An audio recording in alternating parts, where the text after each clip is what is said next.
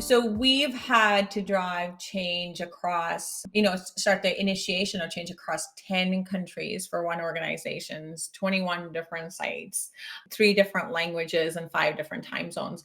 And so when it comes to that level of change, it starts the same way, but in many different connect layers. So when you typically think of our methodology and you think of the connect, actualize, transform in one simple way, right? Where you think of it like, oh, it's just like the leadership and then the mid to mid application layer and then sustaining it at a site level.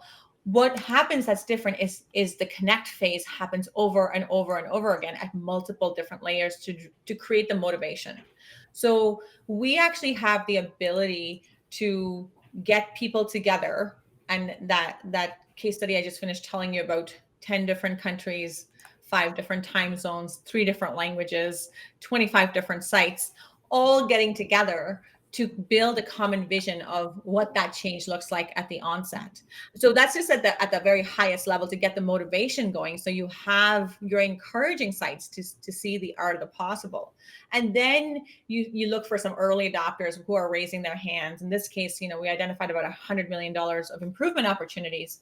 And we had hand raisers and we went to those sites to start the implementation, to start the change. So we had some early adopters demonstrating early quick wins and then sharing their success with other sites and coaching other sites to help drive the change. So that is how we drive massive big change, is by simplifying it. Because at the end of the day, the thing that I need, so yesterday I went to a really interesting client call, and this is a very challenging, complex organization to deploy change within. And they said, well, you should be a little bit more overwhelmed because this is sort of semi-governmental organization.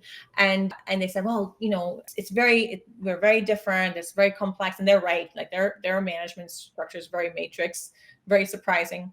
And all we need is to know what the desired behaviors are. We need to know what are the current behaviors you need to change. What are the desired behaviors? If you don't know what the desired behaviors are going to be in the change, it's very difficult to implement the change, in any context.